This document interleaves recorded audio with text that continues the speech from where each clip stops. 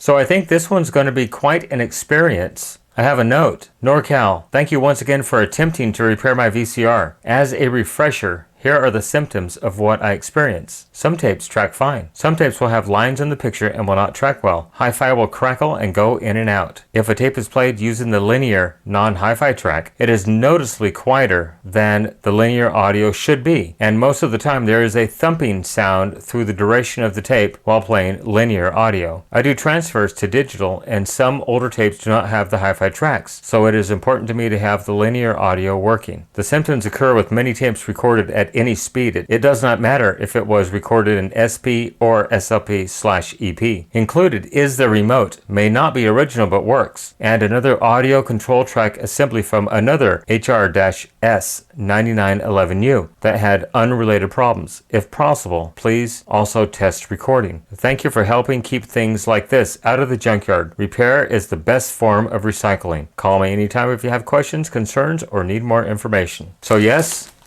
I have a remote, and I do have an extra audio control erase head. This is the ace head out of these machines. Well, let's fire this thing up and see what it does. Okay, so there's a sample of the linear audio just being picked up through my microphone. And it sounds absolutely terrible. It's basically unlistenable, it's so bad. And so looking at this head, it looks like it's just down way too far. What you're actually hearing, the buzzing, is some of the video tracks being picked up by the linear audio head. So I may have stated that the noise that you heard was video signal in the audio. I think I might have been mistaken. So I have the audio control erase head removed right here. And this spring has a tab that's bent down to make contact with the chassis. It actually provides a ground because the audio control erase head sits on this little nylon plastic cover right here. This is the audio control erase head right here. And so it's actually insulated. And it's important that this be grounded because if it's not grounded, it'll pick up stray signals, unwanted signals. So I went ahead and I pulled the spring out and I bent the tab down slightly so it would make contact with the chassis. Now I'm going to put it back together and see if it makes any difference.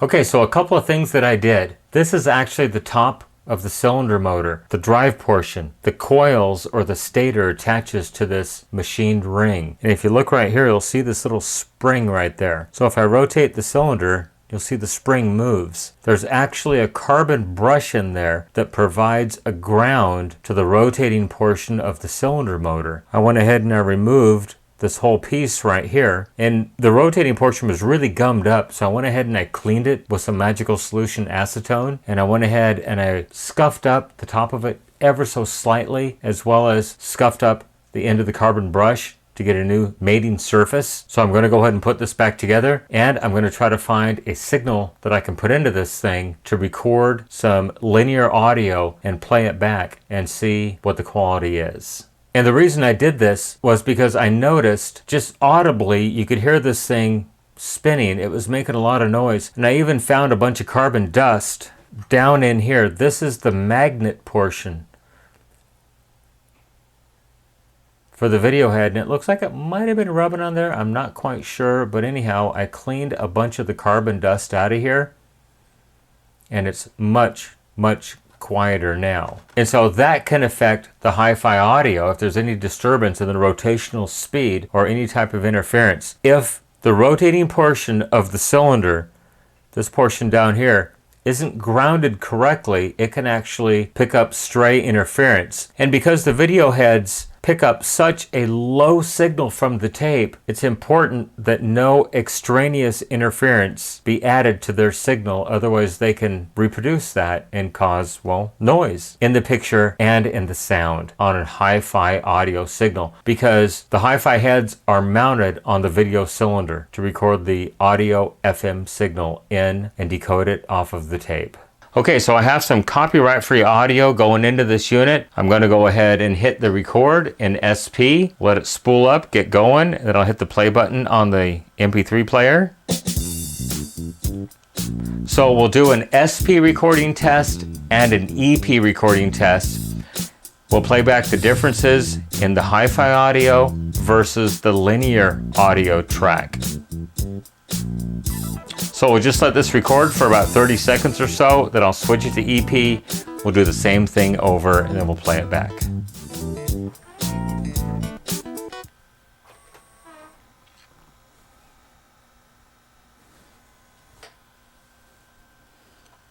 Okay, here we go, recording in EP now.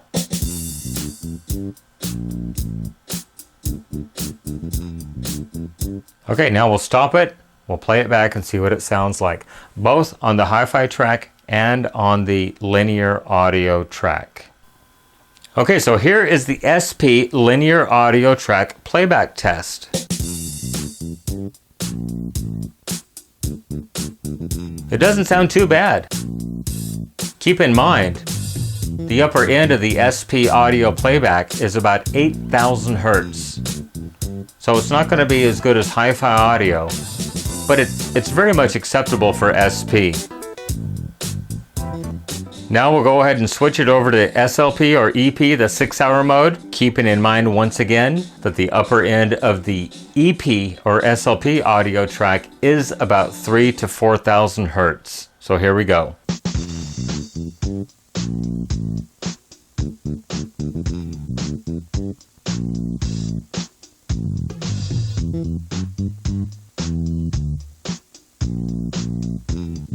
That's about all you could expect from an SLP audio tape. So now let's play the same two tracks with the hi-fi enabled, and we'll see what a difference the hi-fi stereo makes. Okay, so here is the hi-fi audio track. The same two exact tracks that you listened to just a moment ago, but these are in hi-fi stereo with the high-end response approaching 20,000 Hertz. Realistically, it's about 18,000 Hertz. Much better signal to noise ratio. Let's take a listen.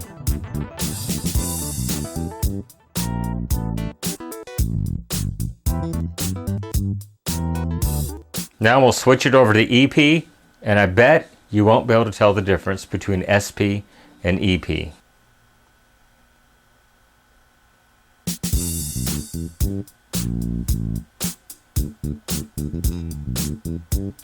So that's the EP audio quality test in hi-fi.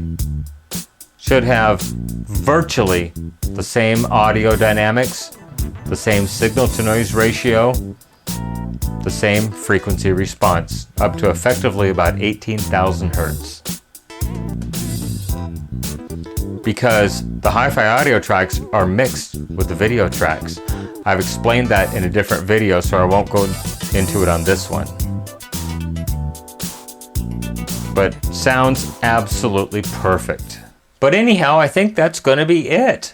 Very minor tape path adjustments just to get these to the right height so the tape doesn't ride up on the cylinder. Went ahead and reattached that ground spring that was off right there. That was creating a lot of noise. Now I did go ahead and tuck this cable underneath so it doesn't interfere with the motor drive cable right here, because these are the pulses that drive the three-phase motor in here, and because this is unshielded and it's low-level audio, if these two come close together it can cause interference. But anyhow, that's it. The Jvc Hr-S9911U.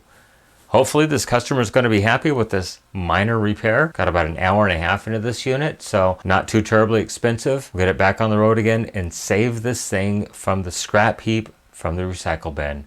Go ahead and leave me a question, a comment, a concern, good or bad, down below. I try to respond to the comments when I have time. While you're down there, hit that subscribe button and like this video. It really does help my channel grow. You can follow me on social media, Facebook, Instagram, Twitter, at NorCal715. You can email me norcal715videos@gmail.com. Remember, with your help, we can try to keep these things out of the landfill, out of the recycle bin, and out of the e-waste facility.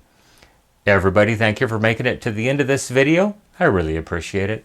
Everyone have a great day. Once again, thank you so much for watching. Bye-bye.